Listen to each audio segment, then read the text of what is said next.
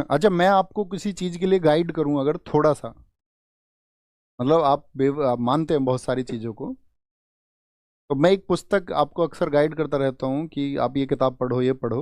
आज हम आपको टास्क देते हैं, एक किताब पढ़ना, annihilation of caste. English version में है। हिंदी में कैसे पढ़ पाओगे उसको? तो गूगल पे आप जाओगे ना, लिखोगे जाति प्रथा उन्मूलन पीडीएफ बाबा साहब भीमराव अंबेडकर, तो आपको मिल जाएगी पीडीएफ। 86 पेजेस की है, 86 पेज की किताब है। इंग्लिश वर्जन जो उसका आता है उसमें 96 पेज आते हैं शुरुआत में, मतलब प्रियम्बल वगैरह सब। वो आप पढ़ना एक बार, कभी भी धीरे धीरे, एक पेज पढ़ते रहो, 2 पेज पढ़ते रहो। एक एक दो दो पेज का तो समय निकाल ही सकते हो ना। उस इंस्टाग्राम को अगर स्क्रॉल करोगे तो उससे बेहतर। मैं आपको एक और चीज बता दूं, इस दुनिया में समय सबके बराबर पास, सबके पास वही 24 घंटे। बात यह है कि आपका सार्थक समय कितना है, आप अपना टाइम यूटिलाइज किस तरह से करते हो, कहीं वो बेकार तो नहीं हो जाता। तो आप अगर टाइम निकालेंगे तो निकलता है, उतना सबके लिए निकलता है। तो ये पढ़ना, हो सकता है आप में से बहुत सारे साथी ना पढ़ते हों, क्योंकि देखो बाबा साहब भीमराव अंबेडकर, उन्होंने खुद इस बात को एक्सेप्ट किया है कि उन्होंने, मतलब संस्कृत पर उनकी एक्सपर्टीज नहीं थी, संस्कृत को वो नहीं जानते थे। तो बहुत सारे ग्रंथ जो उन्होंने पढ़े, अब चूंकि वो संस्कृत को नहीं जानते थे, और मतलब संस्कृत में अगर मैं बात कहूँ उनका जो एक्सपर्टीज नहीं था, तो उन्होंने बहुत सारे ग्रंथ जो हिंदू ज्ञान के, तो उन सब के उन्होंने पढ़े हैं, बहुत सारे के इंग्लिश ट्रांसलेशन। कौन सी लैंग्वेज पढ़ी है? English translation. अब बहुत सारे जो इंग्लिश ट्रांसलेशन है आप जानती हैं, उनमें तो बहुत सारी चीज़ों को आपका मैक्स मूलर ने क्या किया है। मैक्स मूलर का सिद्धांत यही था कि ये जो भारतीय लोग हैं ना, इनके अंदर इतनी भ्रांतियां ट्रांसलेशंस में भर दो कि कल को ये अपने जो दर्शन शास्त्र या अपने जो ग्रंथ हैं उन्हीं पर डाउट करने लग जाएं, कल को उन्हीं पर डाउट करने लग जाएं।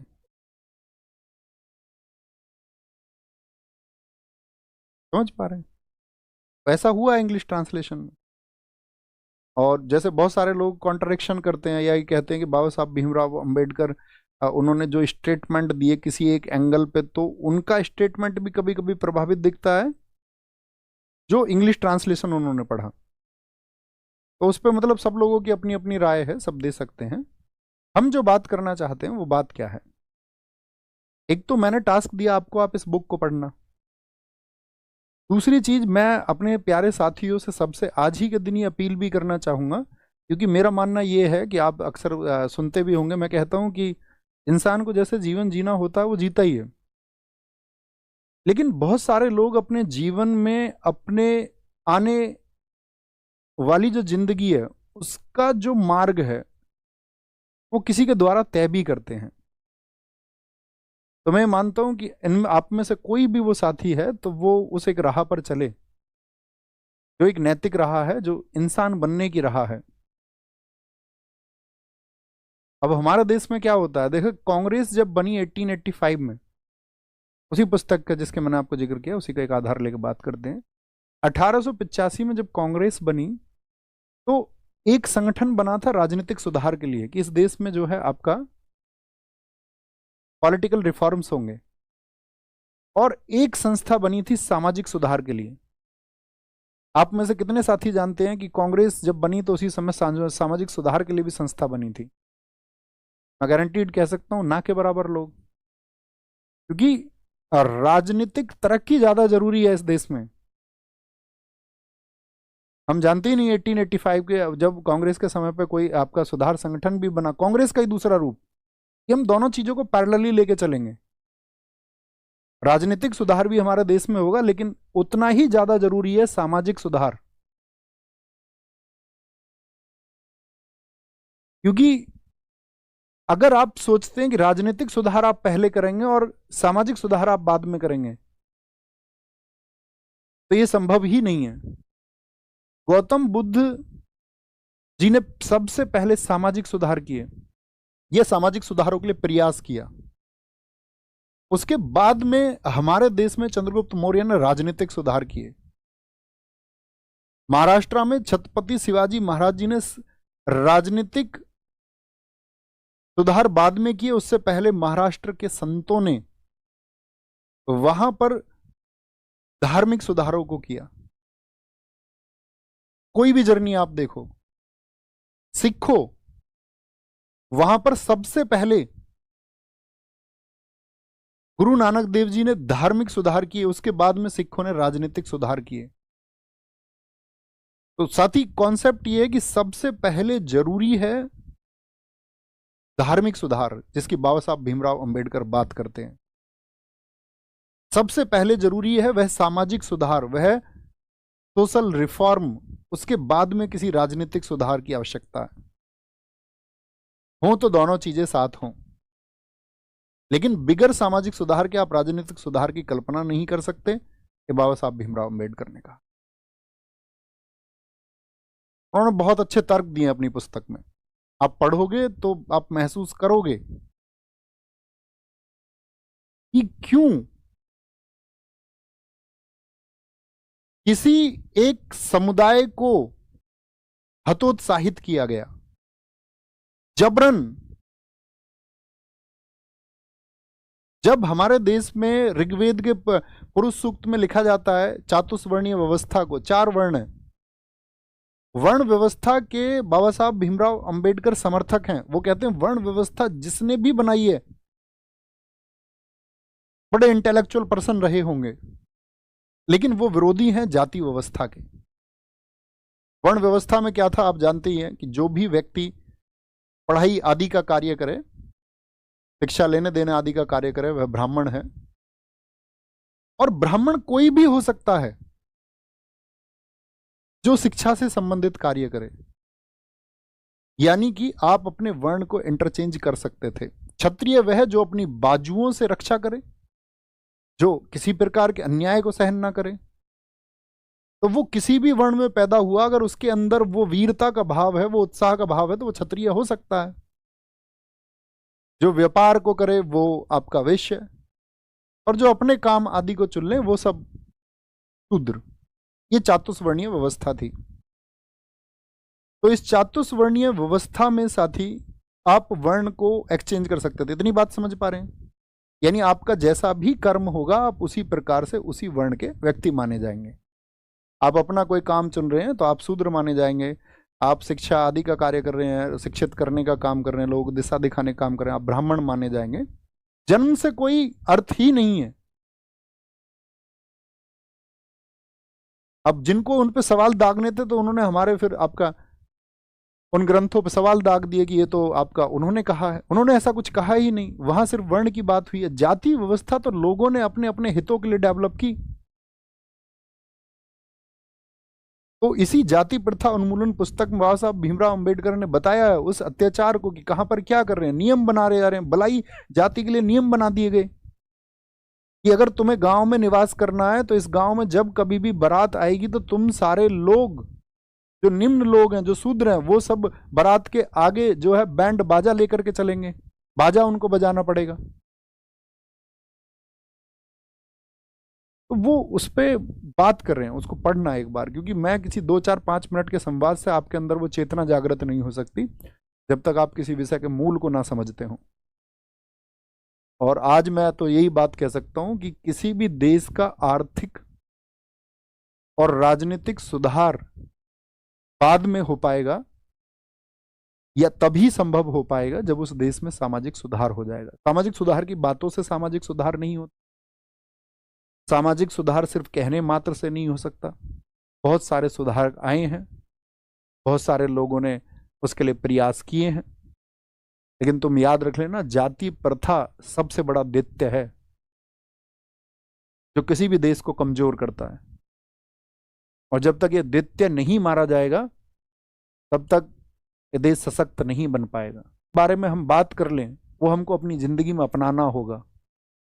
आपको मानना होगा मनुष्य सभी बराबर हैं। जैसे अभी मैंने मिर्जा गालिब की बताई आपको बातें तो आप मिर्जा गालिब को उसके वस्त्रों से थोड़ी ना तय करोगे। तो सीधा सा कॉन्सेप्ट है, आप किसी को किसी के जन्म से थोड़ी ना डिसाइड करोगे। किसने कहा कि किसी का चुनाव आप उसके जन्म से करेंगे? और फिर उस स्थिति में आप खुद को रख के देखिए, खुद सोचिए, खुद विचारिए, यदि आपका जन्म हुआ होता तो विचारेगा कौन? विचार तो करना होगा ना। अब इसी में वो सारे लोग जो ये कहे नहीं, जैसे बाबा साहब भीमराव अंबेडकर ने कहा ना, जब समाजवादी विचारधारा चली, उन्होंने कहा समाज में तो अंतर गरीब और अमीर का है, और जो आर्थिक असमानता यदि उसे दूर कर दिया जाए तो समाज के बीच का जो दूरी है वह कम हो जाएगी। अमीर और गरीब के बीच के अंतर को खत्म कर दो, यही समाजवाद का लक्ष्य है। तो बाबा साहब भीमराव अंबेडकर जी ने इसे चैलेंज किया। उन्होंने कहा कि बात सिर्फ गरीब और अमीर की नहीं है।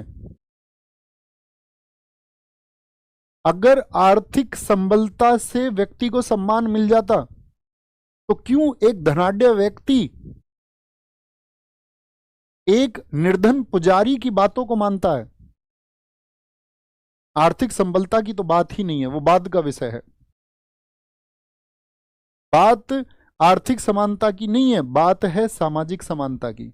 जो सामाजिक असमानता प्रगाढ़ हो चुकी है उसको मिटाना होगा साथी, उस उन्मूलन के लिए काम करना होगा, उसको जड़ से मिटाना होगा। और आपको लगेगा कि समाज धीरे धीरे डेवलप हो रहा है, ये चीजें कम हो गई हैं, तो जहां पर विकसित हैं लोग वहां पर ये चीजें काफी हद तक आप देखोगे आज भी लोगों के मन में विकास होने के बावजूद भी बसी हुई हैं। अक्सर आप खबरें पढ़ते होंगे, इस व्यक्ति को इस घोड़े पर नहीं बैठने दिया, उसकी चढ़त नहीं होने दी। किसने दिए तुमको ये अधिकार? कहेंगे जी हमको तो जन्म से ही अधिकार मिल गए। जन्म का कॉन्सेप्ट ही नहीं है कहीं पर भी, कॉन्सेप्ट कर्म का है। तुम कौन होते हो उसको जन्म के आधार पर बनाने वाले? जब तुम्हारे ऋषियों ने, मुनियों ने उसका आधार कर्म बनाया तो तुम जन्म आधार बनाने वाले कौन लोग होते हो? तो तुमने कहा नहीं, हमारी अपनी धारणाएं हैं, हम तो अपने हिसाब से बनाएंगे। तो यही वो तबका, यही वो वर्ग है जो उस उन्मूलन को नहीं होने देता, क्योंकि उसको पता है ना कि अगर समानता आ जाएगी, अगर सब समान हो जाएंगे तो कल को इनको हमारे बराबर सम्मान मिलेगा, हम सब बराबर होंगे। तो उनको बड़ी ठेस पहुंचती है इस बात से कि अगर कल को सब बराबर हो जाएंगे तो फिर हमारा ऊंचा कद कहां जाएगा।